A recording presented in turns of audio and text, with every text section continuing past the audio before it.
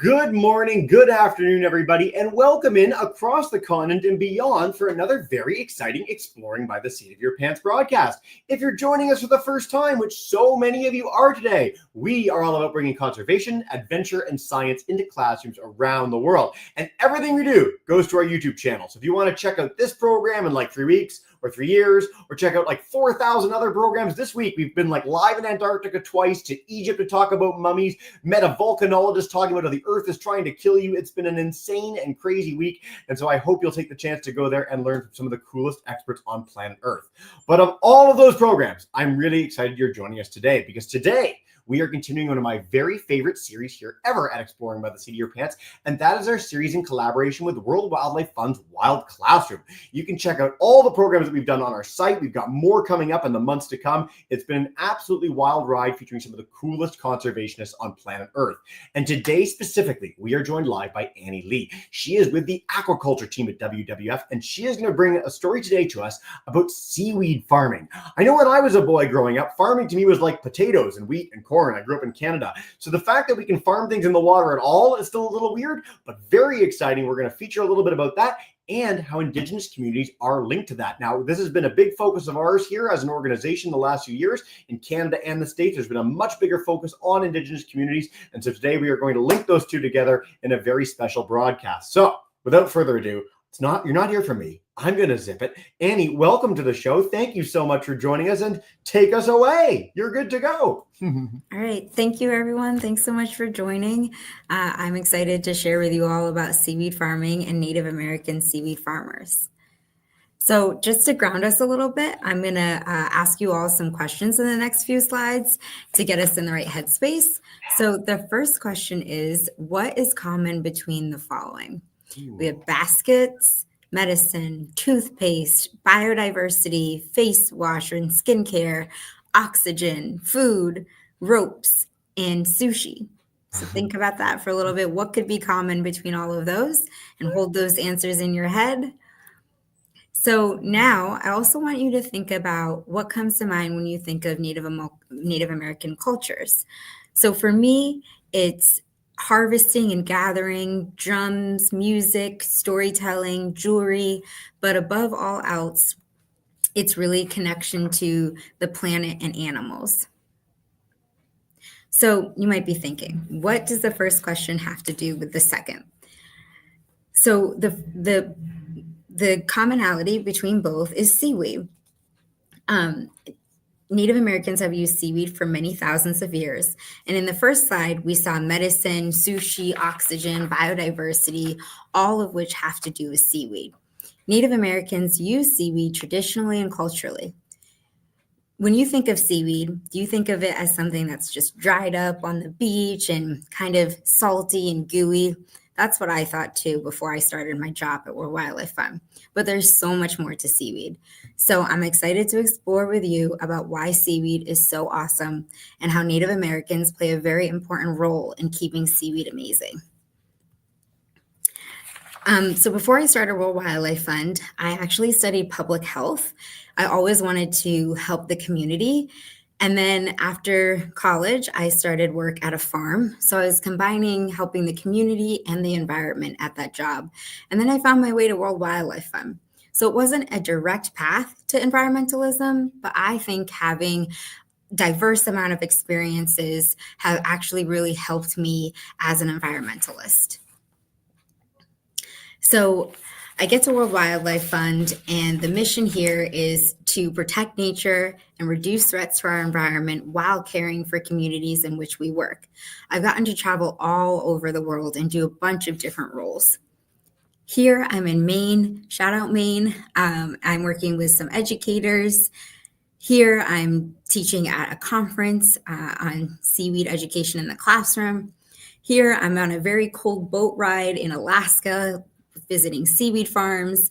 And here I did an impromptu videographer session, and I was also in Alaska filming some seaweed farmers. So I'm on the aquaculture team. Before I started at World Wildlife Fund, I had no idea what aquaculture really was. Do you guys know what it means?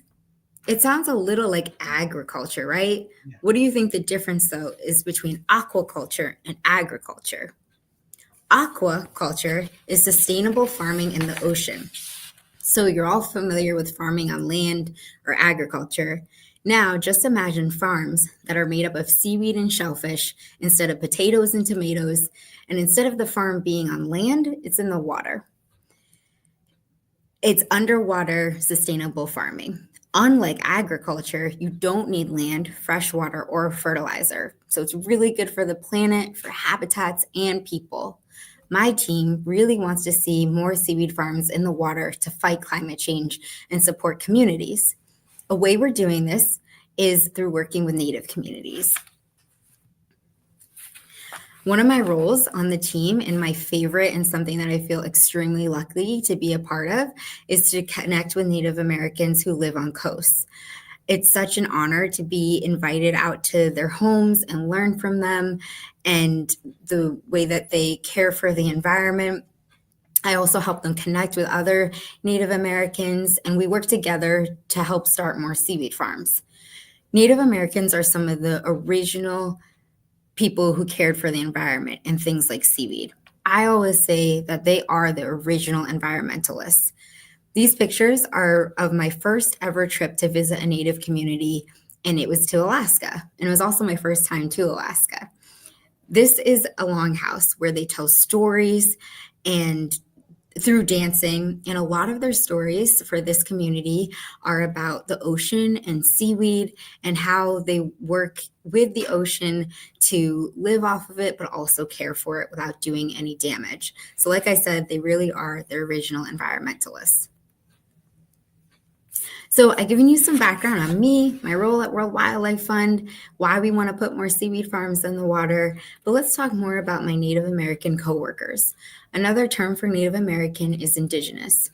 They've turned into some of my closest friends, and I'm going to share the lessons they've taught me about healing the water, giving back to nature, feeding the community, and protecting our environment through seaweed farming and practicing their traditional life ways. Native Americans are the original environmentalists. It's so important to include their voices in environmental work because their knowledge that they have, it really can't be learned in textbooks or from research. It's by building relationships and learning hands-on about their deep connection to the environment. I just want to take a side note and let you all know that I'm just speaking about my experiences working with Native Americans. I'm not speaking for them, but I hope my experiences do a good job representing their values and cultures from what I've learned so far. All of the photos that you see here are with Passamaquoddy tribe. The Passamaquoddy are from Maine, which I think we have some Mainers on here. And we'll sort of be walking through my work with them at World Wildlife Fund. I started working with Native Americans living on the East and West Coast about 2 years ago. I was invited to their homes to learn about their history, culture, traditions, and why they farm seaweed or why they want to farm it. Each group, or more accurately, tribe or clan, has its own DNA. No tribe operates the exact same. I've worked with Alaskan Natives, Jamestown Skolem tribe in Washington State, the Passamaquoddy in Maine, and the Shinnecock in New York. These tribes are either actively seaweed farming or want to seaweed farm. And tribes are more likely to be the most affected by environmental disasters, but if we learn from their traditional environmental knowledge, pair it with WWF's resources, we can work to change this. So you've heard from me, but now it's time to hear from my Native friends in New York. These are the Shinnecock kelp farmers. These women didn't have any seaweed farming knowledge at first, but were passionate about cleansing the water.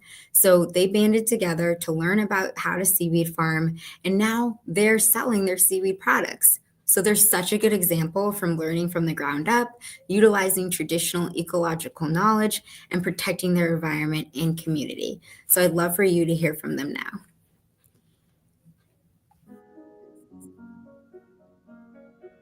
Growing up on Shinnecock, we would make like a feast out of everything that we got from the bay. Only 380 years ago, we had everything. The land, every single inch of this land was ours. It's the best of both worlds here, being able to help clean the waters and pass that down to our children. We're women who are worried about our children and their children and other future generations' ability to stay here and subside on the abundance of shellfish that have always sustained us here and now are really threatened by the excess carbon and nitrogen in the water.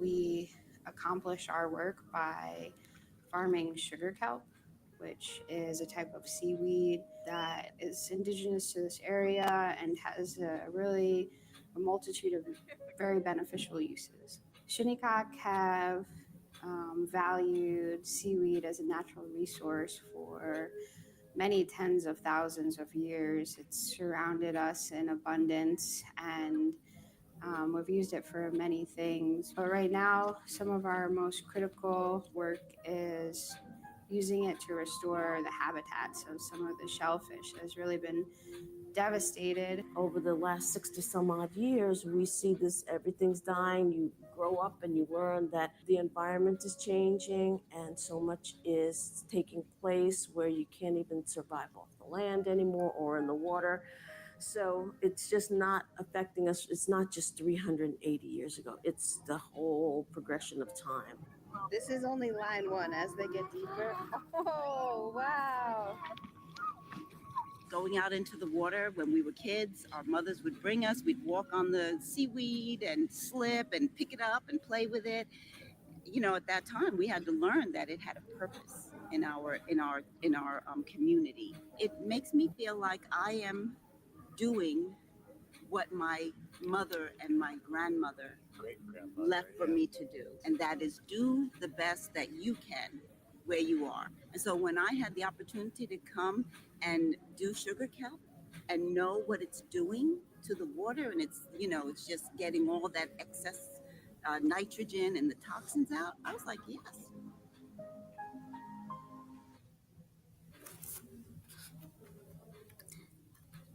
All right, I hope you all enjoyed hearing from my friends. I want to just take a quick moment to see what you all took away from that. What sort of things did we learn about the benefits of seaweed farming? For me, what I took away is that there's community benefits of seaweed farming. It can create new jobs, it keeps kids local, there's cultural importance, and it provides food. And then we also heard about some climate benefits. It captures carbon, it provides habitat, and if we all take a deep breath, we can thank the ocean, because over 50% of Earth's oxygen comes from the ocean, and seaweed plays a huge part in that. There's so many community and environmental benefits of seaweed farms, so let's get more in the water. How do we get more seaweed farms in the water? Through Indigenous knowledge exchanges. When you all are trying to learn something new, what is the best way to do that? For many, it's learning hands-on from someone who is also experienced in that thing. Can you think of a time where you learned something new that really stuck? Was it from a textbook or homework, or was it from a friend or family member that was a more hands-on experience? This is a knowledge exchange. We're helping Native Americans living on coasts to participate in knowledge exchanges where they can learn from one another, and this can lead to advancing seaweed farming practices. So like I said, we'll be talking about the Passamaquoddy and their Indigenous knowledge exchanges. The Passamaquoddy live in Maine, and they didn't have a seaweed farm before their first knowledge exchange a year ago. Their first trip was to the Shinnecock kelp farmers in New York, who we just heard from. And then their second trip was to Washington State to visit Jamestown's Skaalum tribe. So they've been on the East and West Coast. These trips where knowledge around seaweed farming practices, and culture are exchanged. And this is where bonds are really strengthened. So by attending a knowledge exchange, they learn more about how to start seaweed farms in their own homes. Native Americans have a long relationship with seaweed, much longer than non-native farmers, and since they have a deep connection to the ocean, they have a unique traditional ecological knowledge that they can provide. Indigenous people have great understanding of marine ecosystems, seasonal cycles, and good harvest practices. This knowledge is so important for sustainable seaweed farming.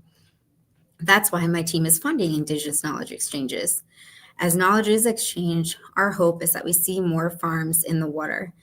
As a conservationist, we're so eager to make positive environmental changes happen quickly because of the urgency of climate change. But working with Native American communities, you really need to start by building trust, taking time, having a meal, and asking the community what are their needs, what would they like to see, and then you can take it from there and figure out where World Wildlife Fund can best support. So the Passamaquoddy in Maine went to New York. It was about a 10-hour drive, and they learned from the Shinnecock. They got in the water.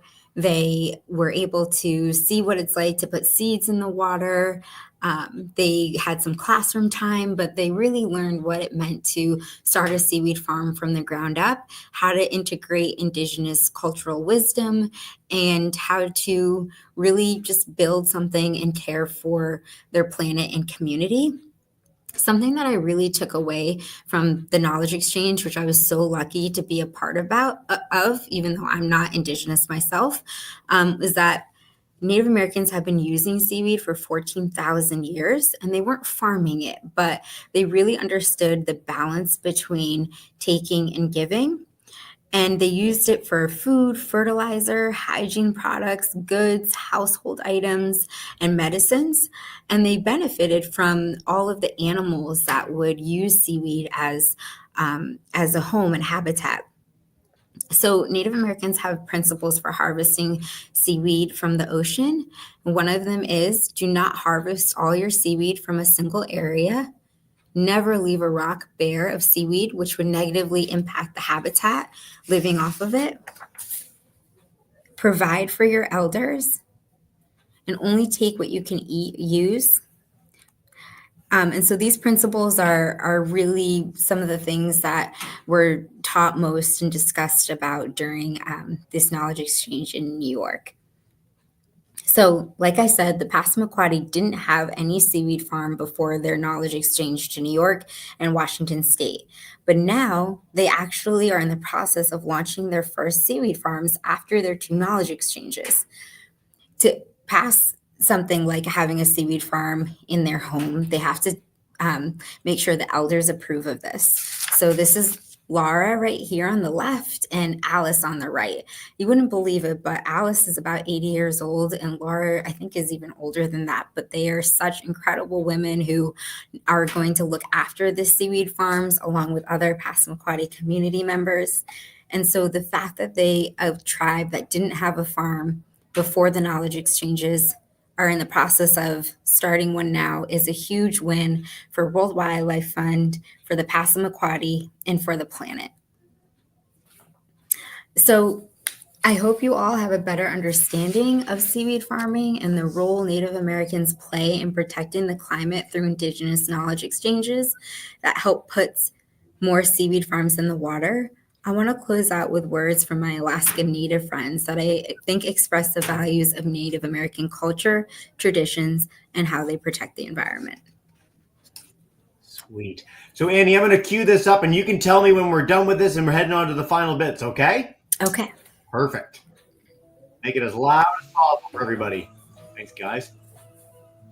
Since we've been here, this is new Metlakatla, so we like to think in a new way on a lot of the things that we do. Our traditional values and our subsistence, we carry very deeply.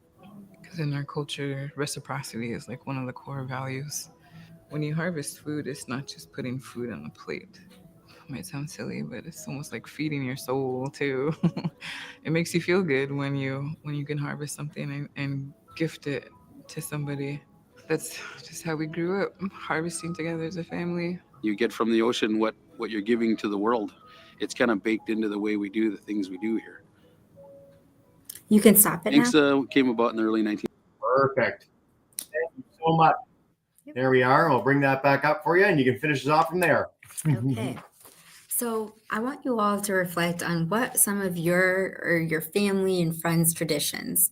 Will you pass these traditions along? Do any of your traditions protect the woods you play in, the fields you run around on, the animals and the insects you discover, the waters you swim in, the people who live there before you, or your values? I really hope you can share your traditions with others. And I just urge you all to visit the ocean, put yourselves back 14,000 years ago, and think about how you'd survive off of it and protect it to ensure you, your community, and other creatures, other living creatures, can continue surviving off of it while doing no harm. Hopefully, you can apply these same principles to protecting the environment and Native American culture, since you all will be the future environmental leaders and maybe even seaweed farmers. Thank you. Oh, thank you, Annie. That was fantastic. Feel free to come out of your screen share so you can see us again, have a bit of a conversation. But I want to stress, like, as a boy who grew up in Toronto, like, I never thought about making a living from the ocean. It just wasn't something that I had a conception of. I now live on the ocean, so it's much more salient to me. But getting to share these stories, and especially that there's 14,000 plus years of tradition in doing this, is really, really special. And so, again, from the WWF perspective and broadly in the seaweed kelp programs that we have around the world, it's been really fascinating to share these stories. And again, more of those are on our YouTube channel. More of those are on World Wildlife Fund's website. But Annie, what a thrill. Thank you for sharing all this. We're going to dive in with questions, and we've got so much time for questions today, so I'm really excited to hear from all of you. All our live StreamYard classes will be coming to you one by one in the next few minutes. YouTubers, feel free to share in the chat there, but we'll begin with some that we've gotten as we've gotten underway. So Annie, one of the first questions was, where is the seaweed farming happening? Like, not just in the stories you've shared, are there other places around the world this is happening that you can give us sort of a global context for? Absolutely. Yeah, great question. Seaweed farming is primarily happening in South Korea and in Asian countries. 90%, maybe even more, of the farm seaweed is coming out of that area. And so we're really trying to get more seaweed farms in North America. We're doing a project in Africa with tropical waters. And so there's seaweed farms there, which I never knew there were seaweed farms off of Africa and also off of India. But some of the primary places I work is Alaska and Maine and Washington State.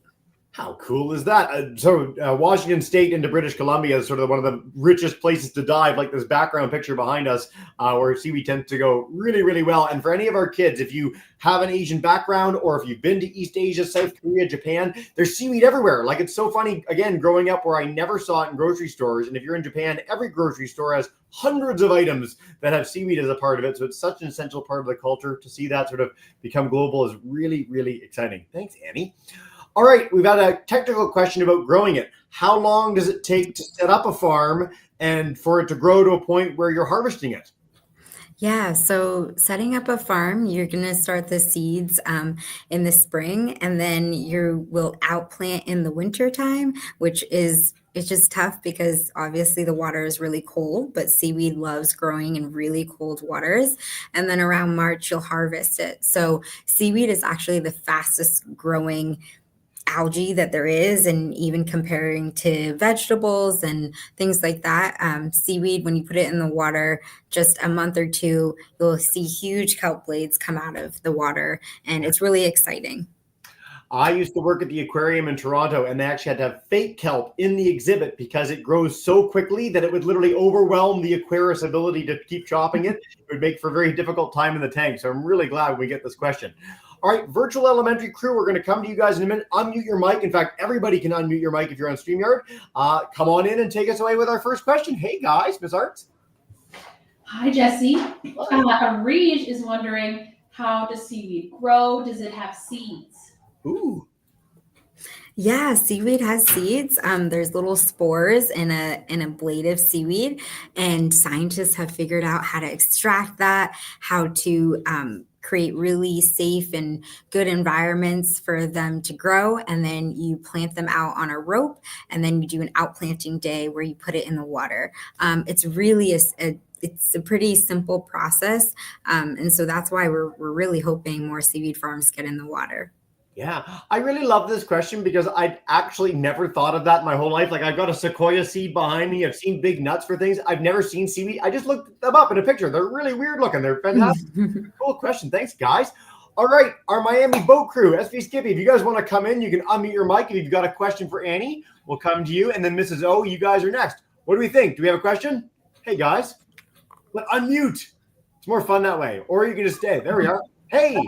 Griffin, what was your question? I don't have a question. You said it was Fine. nutritious. Is seaweed healthy? Ooh, good question.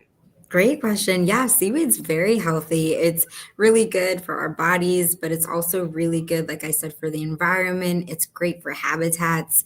And even more so than just consumption, it's a great alternative for plastic, for feed for animals. It's in a lot of cosmetics. So we're hoping that seaweed, because it's so diverse and can be used in so many different ways, we'll all see it more and hopefully replace a lot of the things that require a lot of environmental inputs. Yeah, I've got to say, for our audience, you wouldn't know this about me, but I'm innately extremely skeptical of things that are like a superfood, or they're good for everything. There's like a million claims like that for a million things. Seaweed is like the rare actual example of that. Like so many broadcasts we do feature something that's a seaweed product in some form, and it's extremely healthy for you. So I love that question. Thanks, Griffin. Don't be afraid to ask questions. It's always better that way. Mrs. O's class, so nice to see you guys again. It's been a while. Welcome in. Hey. So what is the newest seaweed farm? Ooh. Oh, the newest seaweed farm. I don't know. I mean, it's happening all over the world, so I wouldn't be able to keep up with the newest one, but I think it's really incredible that for tribes, there's, a new one now in Maine. So the tribal farmers are pretty far and few between. So getting more farms in the water where Native Americans live is really the goal, and we're starting to do that. Sweet. Great question, guys. And we stumped you a little bit, which is half the fun of an Exploring the Your Pants broadcast. That is a tricky one. There are so many aquaculture farms in general opening up around the world. Like when I was a boy, there was so little aquaculture, and now that you guys are kids, there's more of that than there is actual like fishing in the ocean. So that's for fish farming and aquaculture, but like it's this really golden age of a lot of stuff happening all over the world. So probably every day there's probably some farm opening up somewhere, which is really wild to think about. Great question. All right, room 9 crew, I've kept you waiting till the end. I'm going to bring you in. Come on in and take us away. Hi, guys. Hi. Do you have any questions for Annie today? Nah. Can I ask you, Katie? Yeah. Wait, actually, how does seaweed help the ocean? Ooh. Amazing question. So seaweed helps the ocean. Oh my gosh, I could do a whole other presentation on how it helps the ocean, but it provides habitat. So all the fishes and turtles and little critters, they love to either get protection from seaweed or eat it. And so, yeah, there's a lot of things that just within the ocean benefit. And then seaweed is able to take up extra like nitrogen and carbon dioxide, and then it gives off a ton of oxygen. So it's sort of nature's own filter system, and it does really incredible things for us. Yeah, I will say we have a lot of divers on our program, like world-class people that go scuba diving all over the world. And universally, I'm not joking, when they're asked, what's your favorite place to dive? It's kelp forests, like the picture behind us, because seaweed is like the greatest habitat for wildlife ever. It's like a forest underwater. So you have things that live at the bottom. You have things that live in the midway zone, the top, wildly different creatures, just incredible ecosystems. So it's really, really helpful for the environment. And I love that question. Thanks, guys. All right. We're whipping through these live groups. I'm coming to you all again in a second for another round. YouTubers keep sharing, but Elena in grade 2 wants to know if there's any other seaweed you could harvest other than the sugar kelp. Is there anything else that jumps to mind? Are there multiple species? Yeah, absolutely. So sugar kelp is grown in really cold waters, but then all different seaweeds are grown in different climates. So off the coast of Tanzania, there's warmer water species. I think there's over 10,000 species of seaweed. So there's a lot others that you can harvest, and different seaweeds do really great doing different things, whether it is for food or if it's for fertilizer. It can also be used for plants to help them grow faster. So depending on the species, it has different purposes. Yeah, what a cool question. And I want to just put this in context for everybody, because we're a mammal. All the apes are mammals, all the antelope are mammals, bats, rodents, everything that's furry in your life you can think of as a mammal. And there's only about 6,000 kinds of mammals. So the fact that there's over 10,000 kinds of seaweed is crazy. Like, think about how many furry things there are in the world. And there's double the number of kinds of seaweed that there are. So many options. Great question. All right. Round two, everybody. YouTubers, keep them coming. Virtual elementary school. I'm coming to you first. If you want a second question, take us away. Hey, guys. We do. Hello. So Miriam was wondering if seaweed is a fruit or a veggie. Ooh. Oh man, that's a toughie. So it's neither a fruit or a veggie.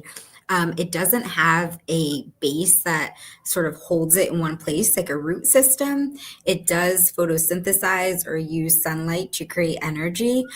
So it's a part of an algae, but it's not a plant or it's not a fruit or a vegetable.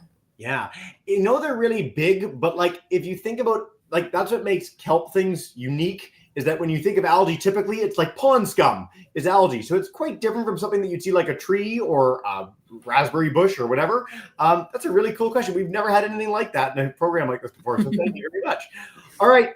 Boat crew, Miami, if you have a second question, come on in. Take us away. Anything? What do we think? Maybe, kind of. You can unmute though. Well, we don't really have any questions. Fair enough. If you think of any, you can type them in the chat. We'll come back to you guys. But meanwhile, enjoy paradise down there. Mrs. O's class, how about you guys? Second question. You can unmute your mic too. Room 9, we're coming to you in a second. Some great ones coming in our chat. I'm going to leave our classes a quick second, Annie. Let's see. Our group Lavi wants to know, what should we do when we see seaweed wash up on our beach? Are there any benefits for recovering sea turtles? That's a second bit of a question, but like, if we see seaweed on the beach, is there anyone we should call or anything we should do? That's a toughie. I'm there. Wait, can you put the question back up? Yeah, sure. Sorry. There we are. When you see it wash up on the beach, I mean, I would just be like an investigator. Sometimes there's little critters that will be in there. Sometimes like crabs will make a home. So I think it's best to leave it where it is. There are places where it's dominating beaches, but if you just see it on the beach, know that a little animal might be feeding off of it or using it as a habitat. And then I don't know the benefits of fresh seaweed for sea turtles. I would imagine it wouldn't hurt, but definitely ask your local, wildlife person about that. We actually have turtle hospitals that regularly join us, and so some turtles do eat seaweed. It's a really cool observation, guys. I've never heard of them taking it off the beach. You'd probably need bigger quantities than just like, oh, hey, there's some seaweed on the beach. But that's a really cool question. I'm going to do a niche follow-up to this, Annie, and just say that there's some really cool research that has been started in Canada and around the world that basically if you feed cows seaweed, they don't produce methane in their farts, which sounds crazy and weird and goofy, but we're starting to roll this out in a big way because we can really reduce a major greenhouse gas emission just by feeding livestock seaweed, things like that we found. Did we notice that because cows were eating stuff on the beach and it changed how their digestion worked? So it's a really cool observation, and I really like that question. Mrs. O's class, back to you guys. Roger, come on in. Unmute your mic. Take us away. Hey. How does it feel to harvest seaweed, and how does it feel to go into the ocean again and again? Ooh, cool question. Ooh. I mean, I'm so grateful for the job I have because it means that I get to not only protect nature, but be out in it all the time. I think working with Native Americans has made me especially grateful for all the gifts of the ocean and how to really protect it and respect it, and also be able to play in it. So harvesting seaweed, there's really nothing like it because the blades are so big. It's really like a fun texture to feel. You can discover so many different types of species living on seaweed. And usually the farmers have, tons of fun stories and experiences working out on the water. So it really overall is an amazing experience. It's really hard work, especially because so much of it is done in the cold, but it really is so rewarding too. Yeah. How nice is that? Geez. I got to say for our classes, like the first time I held seaweed, my visceral reaction was be like, oh, icky, you don't want to touch that anymore. But when you get over that, it's really cool. It's unlike anything else on the planet. And what an amazing experience to get to do it in a commercial fashion like we shared today. And if you go to the Tanzania one in the future, Annie, very warm water, very nice. That could be your next research expedition. We'll write a letter on your behalf. Exactly. We're going to take just 2 more questions. Time flies and you're having fun, but if you have extras, you can email them to me at Exploring by the Seat of Your Pants. We can pass them along to Annie. We're going to head to room 9 to begin, and then I'll take one from our YouTube classes to wrap. So, hey, room 9. Hi, guys. Hi, guys. Go ahead, Ike. What's the difference between sea kelp and seaweed? Ooh. You're going to have to tell me. What? Kelp. Sea kelp and seaweed. Oh, sea kelp. So kelp is a type of seaweed, and usually it's like sometimes people swap out seaweed and kelp, but they are actually 2 different things. So seaweed is the umbrella of all the different types of species, and then kelp is a type of seaweed. Sweet. Great question. Guys, this has been such a fun Q&A. I do Q&As for a living, and you guys are like a particularly fantastic audience, so thank you so much for being you. Elena has a great follow-up question. She was our YouTuber from earlier. How big are seaweed farms? I have no idea the answer to this question. So this is really interesting. And can you give us like a analogous comparison that we can think of? Yeah, I mean, they really, really vary in size. In, South Korea and Japan, you're going to have huge, huge, huge seaweed farms, which is not something we're really trying to replicate in more locally. We want, an acre, 2 acres is really enough. And we want to make sure that they're being farmed sustainably. So even though, South Korea has an incredible operation, you can learn a lot from them. We don't need to use so much water, so it really depends on your state's policies. Usually you have to go through the state to get a lease in the water, and so it varies a lot, but because seaweed grows so quickly, you don't need a ton of space. Yeah, guys, great questions. I love it. Thank you so much, Elena, for that. And I lied. I'm going to take one more because I really like this as a question. If we live at the coast, how can we get people excited about seaweed farms in our local community? How would you pitch it, Annie, to a newbie? Amazing, amazing questions. So I think you can get people excited about seaweed farms mainly by drawing them in by saying, it doesn't require any fresh water. It doesn't require fertilizer and land. So in a time where food insecurity is creeping on us, seaweed and shellfish are both really sustainable ways to farm food. It's also just so good for the environment. It's so great for animals and habitat, and then it keeps native cultures, it preserves them, and it allows Native Americans to continue celebrating their traditions. So it really is sort of like magic. There's no better message than that to wrap up our broadcast. Annie, it's been so fun having you on. I want to stress, we're going to highlight to all our classes more on seaweed farming. WWF has an amazing webpage on this that I'll link to all our registered classes. If you want to check out this program again, share it with family and friends, catch anything you missed, it's on our YouTube channel. And the whole WWF series, we've got more on the go in the weeks and months to come. So I hope you'll join us for that. Annie, before we wrap up and bring in all our classes to say a big thank you and farewell, is there any last message you want to leave us with about all this? Just thank you all so much. And whether it's seaweed farming or, you go out and you protect and track, bears, just anything you can do to protect our environment, I really encourage. And it's such a fun way to spend your time. Annie, I love that your options were seaweed farming and protect and track bears. It's my favorite unexpected duo I've had in a long time. It might be secretly something I want to do too. Do stick around when we're done the broadcast. I will chat for a minute, but for now, we're going to bring in all our classes to say a big thank you and farewell to our virtual elementary crew, our Skippy crew, Mrs. O's class, room 9. Thank you so much, everybody. Have a wonderful day.